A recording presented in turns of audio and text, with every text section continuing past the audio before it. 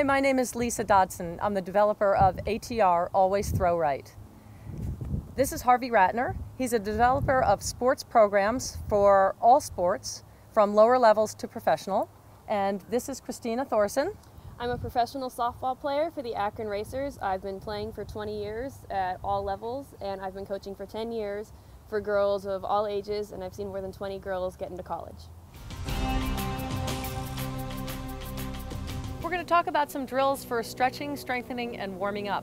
So Harvey's got a few on his mind right here. Okay, what I'd like to start out with, out of the 5 major league clubs that I worked with and all of their minor league affiliates, years ago was always called a Mr. Miyagi, the wax on, just loosening up that way. And they did it with both hands, but we're just using our arm of choice and then going the other way. And if you bring the hand back a little bit, you get a little more scapular work involved there. But 10 or 15 going each way is more than enough. Then just for the wrist and the forearm, if I put my hand in here, now the reason I can appreciate this, as a former drummer, musician, I can really feel that forearm working right in through there. I can do that both ways also, clockwise and counterclockwise. So that's a great little warm up there. Perfect. Second thing I like to do, which everybody does, is, for the tricep, just grabbing on and just pulling with a nice stretch. And then one thing you and I talked about, finishing up with 5 ballistics. 1, 2, 3, 4, 5. Usually I would say 2 reps of 10 with a little break in between, and then doing your ballistics at the end. So that's your kind of little bit of a static warm-up. Okay. And then for getting the arm loose with full range, I learned this from a pretty smart guy, Sonny Jurgensen, Hall of Fame football player with the Washington Redskins. Sonny always warmed up like the softball players do because the arm works this way. It'll go this way, but you see more injuries with baseball players than tennis players because they're getting to use a natural motion as opposed to going this way. Okay. After we do that, I kind of come in and just get to my throwing position, not worrying that much about technique, but just coming in here, stabilizing the front side and coming up and over and going down. In your sport, tennis, we know and you teach coming up, hitting up. In baseball, the release is more here, out, and finishing down, okay, especially for pitchers, okay? So that being said, that's pretty much how we warm up. If we want to go into a warm-up which includes rhythmical skills, then we get into our full figure 8s. And you've got about, what, Lisa, about 9, 10 ounces here? 9 ounces on this 3-baller. I would tell anybody, I don't care how big and strong they are, do this for about a minute or so, getting that arm loose and also loosening up the back and getting some center core work here. That 8 or 9 ounces is really going to work. Then they can start their throwing, things of that nature. But the thing that we do, and now we'll go down to, let's say your younger kids.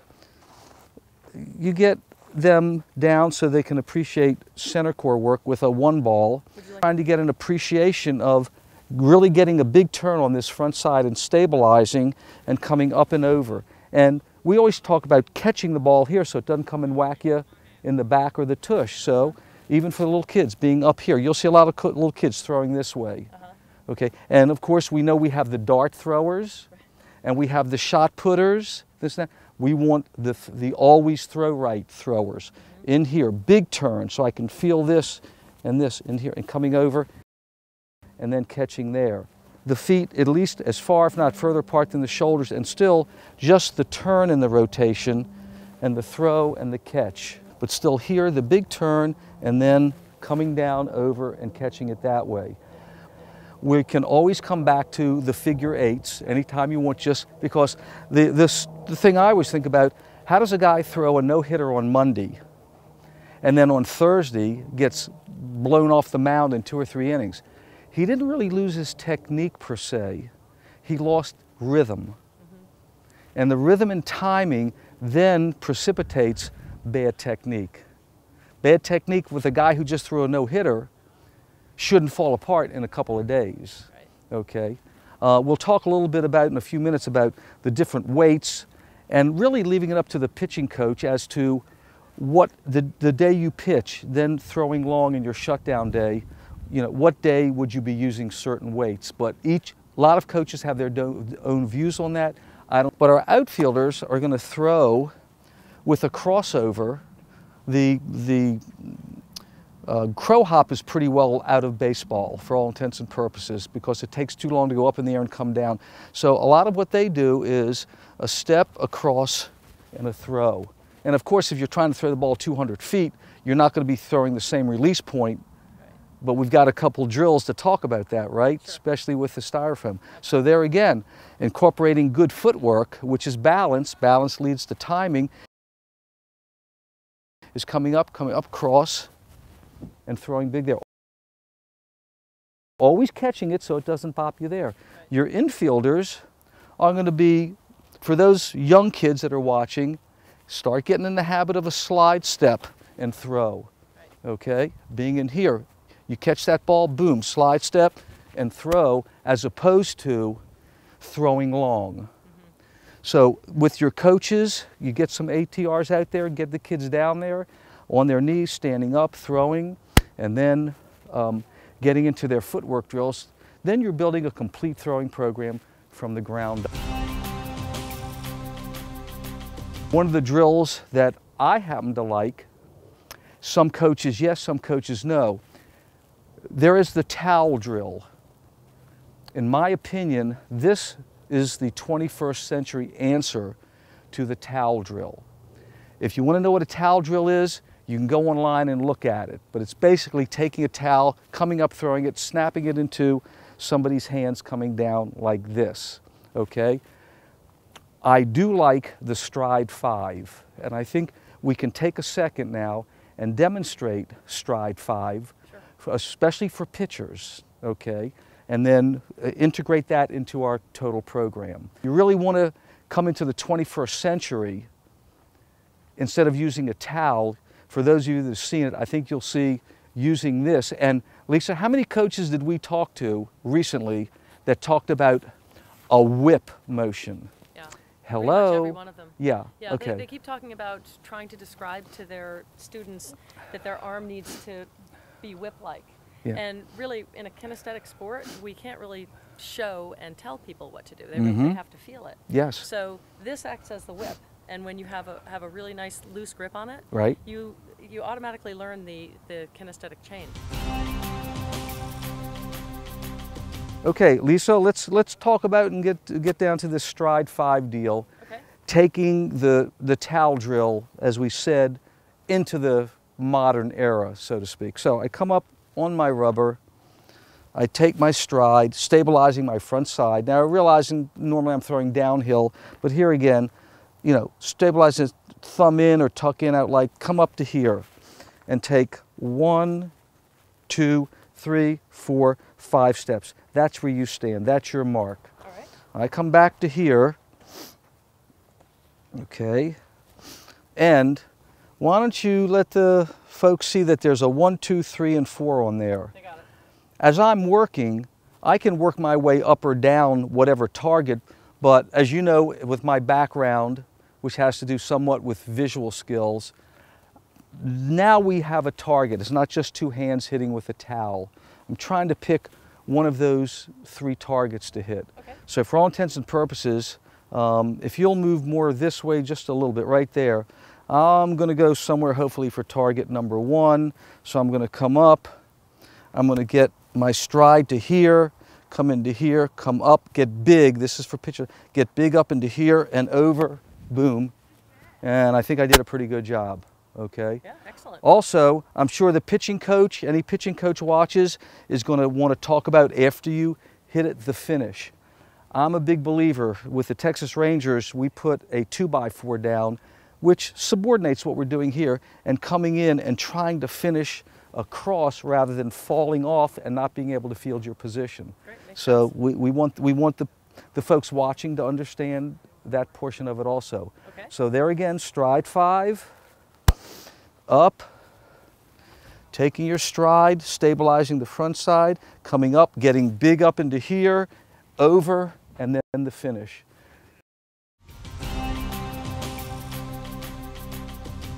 Actual throwing, we haven't done that much work with it yet, but the same with the softball players.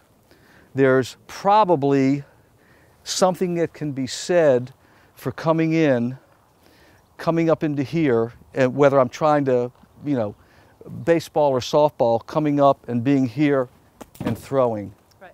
coming down, and picking a target, Right.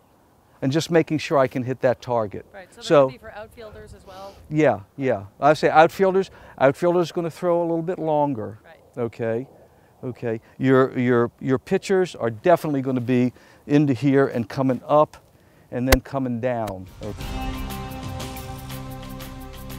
Well, let's finish up with a hitting drill, bottom hand hitting with our ATR. If your hands stay inside the ball, which is every hitting instructor will teach, you'll come in and you'll get here, and the ATR will come up and under your arm. If unfortunately you do it correctly and you're casting your hands and the bat, you'll come out and it'll bang you in the back like that. But if you're doing it correctly and you come in, and I like to pull on it to get that feeling of pulling on it and coming in, there again with a little bit of a trigger, coming in, trigger, boom, coming in, you're really going to help improve that bottom hand technique. Well, let's take a look at it going this way. Okay, a correct swing, boom, trigger, boom, coming underneath. Incorrect, hands out, popping you in the back. One more, hands coming in, boom, coming in, working that way. Now you have a nice little batting drill to work on with your ATR.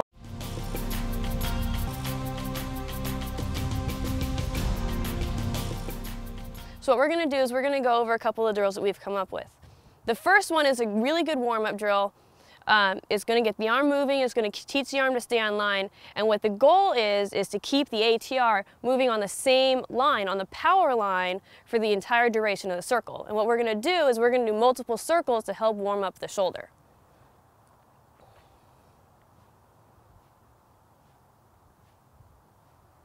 And as you can see, it's very smooth, everything is staying on line, the speed is consistent throughout the circle, and that's what you want to see from this drill. Another drill that we've developed for the ATR is working on our elbow snap as a pitcher. So what we're going to do is we're going to have our pitcher turned in an open position, so we're sideways throwing to the plate, working on keeping the ATR on line, and instead of coming through and pushing the ball forward where we're kind of doing a bicep curl, we're using everything in our body except a snap to make the ball go fast. What we're going to work on is keeping our body out of it and letting our elbow snap and our arms stay nice and relaxed. And what we're going to do, we're going to have her do it correctly. You're going to see how smooth her elbow comes through at the bottom, staying on line, and her arms can be completely supported. Nothing is forced there. The elbow snaps. You can see that it's a really quick, fluid motion, and the ATR stays on line and comes up right over the shoulder. One of the final drills we have working on arm circle and elbow snap, we're actually going to put it all together in this drill. We're going to make a complete circle, actually let go of the ATR as we snap our elbows through, staying on line. If it's done correctly, the ATR is going to stay on line as it's let go, and our pitcher is going to finish with her elbow and arms completely on line with a really nice elbow snap. If it's done incorrectly, what's going to happen if our arm circle is offline, or as we snap our elbow comes out, or our shoulders turn, the ATR isn't going to be able to stay on line, and it's either going to go too far to the right or too far to the left. What I'm going to have my student do is have a great arm circle, perfectly on line all the way through, having her elbow snap, and staying on line all the way, and you're going to see the ATR stay on line as she lets go.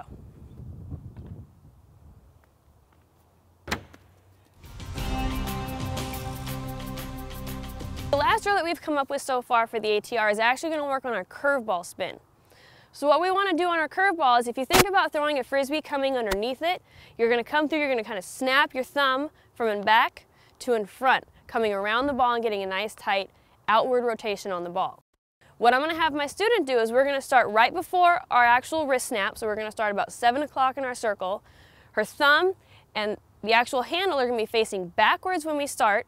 She's going to come through, snap it, staying on line with her arm, turning the handle 180 degrees so that it's going to whip the ball around, and she's going to feel it come around at the end and kind of hit her on her backside.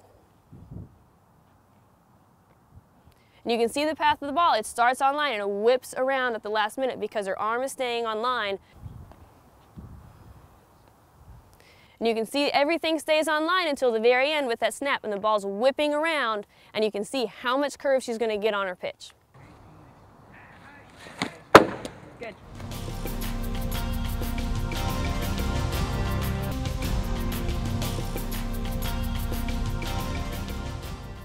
When I first saw you doing this deal, my first inclination was absolutely 21st century for throwing. Right.